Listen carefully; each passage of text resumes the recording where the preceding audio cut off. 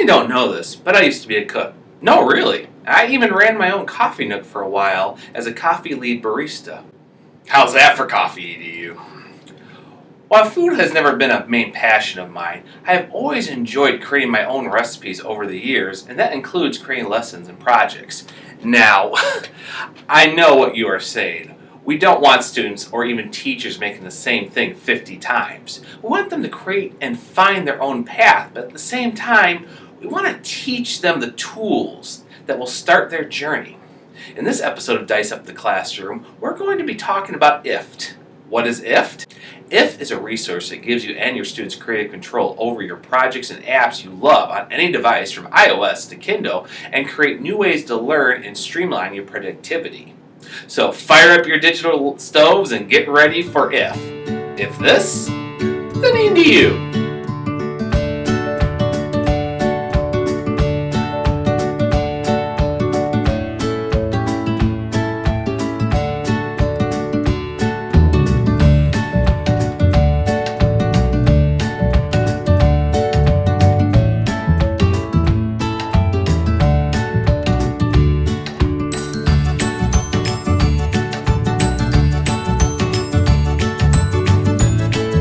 Episode 6 for July 2015.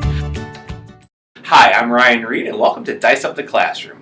Back in March, around my birthday of all weekends, I was introduced to IFT, a web resource that works on all platforms. IF stands for if this, then that, which is the classic cause and effect clause. An example would be, if I toss a large pebble in the pond, then it will create ripples that will spread out from the impact. If then that.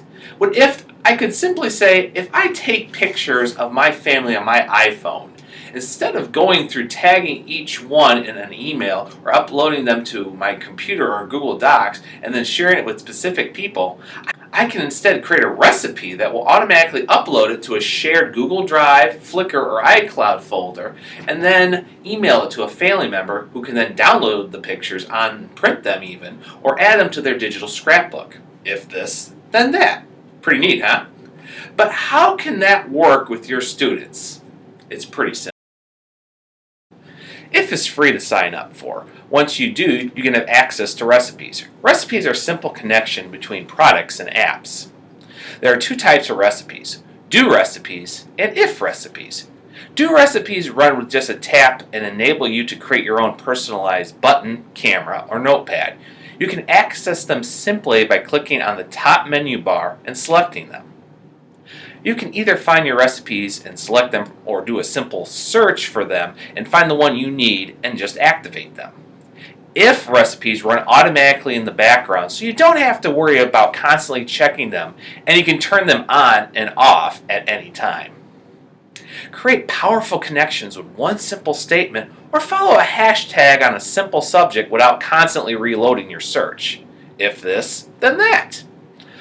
Are you tired of posting your latest blog posts on every social network you're part of? Simply set up an IF. I post a new entry on WordPress or Blogger or related blog site, then post on my Twitter, Google+, Facebook, etc. right away. Saves me a lot of time, and even better, it will post a snapshot of your blog post on your networks instead of just a simple link. We all know that followers and browsers will check your posts more if there is an image attached to them. IF does that automatically. Speaking of posting pictures, one of my favorite features on IF is posting a picture on Instagram and then having it not only post on my Twitter feed without selecting the share option, but post it as a full image. If I don't want a certain picture automatically showing up on another network, then on my Instagram, no problem. I can simply turn it off through the website or through the free IF app and then turn it back on when I do want to share on my other networks. What's great is that when you turn it back on, IF won't automatically post any previous pictures that you posted on other networks. It will only post what I share when the recipe is on. You can even set up an auto replay or link to your website when you get new followers or likes on your webpage. It saves a lot of time and also garners new networks to check out from your previous work without copying and pasting and resharing links endlessly.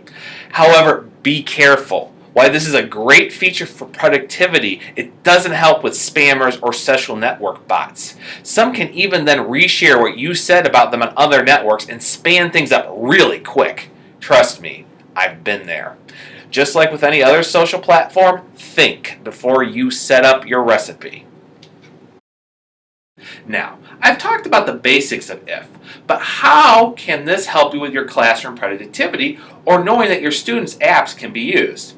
IF has channels. Channels are the basic building blocks of recipes. Each channel has its own trigger and actions for what you see from a tablet or to a smartphone. I love astronomy. Something my students love to do is to create stories based on recent NASA news. You can set up an IF recipe to send breaking news from NASA to your Pocket app to read them. All you have to do is set up the IF trigger and then the then trigger. Don't pardon my double thens. And then the then trigger will always ask or to allow access to your app or account depending on the resource. But once you allow access to the recipe in creating, it will appear in my recipes tab on IFT. Students can read the latest space news on their mobile or desktop device and then go from there. A favorite of mine is students creating blackout poetry from the articles they read by taking snapshots of the article and then opening them in apps like Sketch and creating the poetry with the app. And speaking of the Evernote system, I have teachers come to me wishing they could put their Evernote in Google Drive in a simple fashion. With IF, you can. Simply move your Evernote right into your Google Drive as soon as you take them, or even set up a certain Evernotes to go to your Google Drive that others will see using a simple tag like Math Notes. They'll go into their Google Drive or even Dropbox without opening them in other apps or syncing them across multiple platforms. It's that simple, and you can redo the tags at any time. Just in case your unit lesson is short or you don't want to shut off your recipe and just move it to another subject. All you have to do is redo your IF recipe and you are all set. Do you have a set of students' tasks that need to perform every week? Automatically create Trello cards on a schedule of your choosing and then share them with your students. IF doesn't just work with apps and web resources, it can be used as notifications too. Maybe you're doing a lesson on weather and you want students to see how many days it rained and during the times of the day. You can set up a recipe to trigger a notification alert that can sync right into your Google Calendar. If you want to go a step further, have the weather data be part on a Google spreadsheet that students can later access and create flowcharts from. It's what I like to call a recipe mix, taking several resources and mixing them together to create a lesson on a project. Similar to an app smash, but allows you to use one trigger and create a productivity flow that you or your students can later pull and create an amazing lessons from. It also works great about lesson work time. I always get teachers wondering if students are working on their group projects, wondering just how much one group member is put into another. You can set up an IF recipe to keep a time card when they log into their Google Drive to work with their classroom. You can set up an IF recipe to create a time card so when they log into their Google Drive to work with their classmates on a project, it takes a recording of each one of them. Why Google Drive can show when a student's latest work or accessed a shared folder, they don't always know how long they spent on it. With IF, you can do that, and it works great for teachers who work on projects and lessons in their classroom or at home and wonder just how long they spent on it. You can create your own productivity card with IF and keep it organized anywhere from Evernote to Slack. If your school or organization uses these tools, it's really simple and all you have to do is select the trigger and create. Also, IF isn't just about using other resources to streamline your workflow and productivity. They also have their own apps too. The Do apps are available on iOS and Android. They work just like IF recipes, but you set them up right from your Apps tab and they can save you a lot of time. They range from photos to tallies. If you are a one-device school and you want students to do a tally on what lessons to do first or how much they love or dislike their lessons, you can set up a tally where each time you press the button, it will store in a Google Drive spreadsheet that you can read on your Android or iOS device and then create infographics on them. Maybe your school uses social networks and you want to share pictures of your activities but don't know if they are appropriate or you have to go through other channels to be approved. You can use the Do Photos app to take your photos and automatically send them to the necessary parties for approval, or post them as soon as they take them as a simple message such as, post these pictures from track and field day on our networks.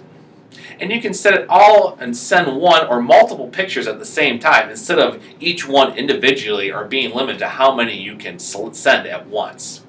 You can even scan documents with Do apps to send them to other devices like a home computer or classroom Dropbox to keep your notes organized and flowing effortlessly. The fun doesn't stop there either. If you are a STEM, STEAM, or Makerspace school, there's even a Maker channel on IF. The Maker channel allows you to connect IF to your personal do-it-yourself projects. With Maker, you can connect a recipe to any device or service that can make or receive a web request and more. How cool would it be to create your own drone and then have it automatically send its recordings data not just to your mobile device, but also to an organized spreadsheet without all the transcribing or retyping? You can do that with the Maker channel. I don't have any examples of my own to share, but what's great about using IF is that you can mix a few ingredients together and make your own triggers that will create learning in new ways. There are so many ways to use the channels, triggers, and Do apps. Head over to if.com and see how you can start using it to dice up your classroom.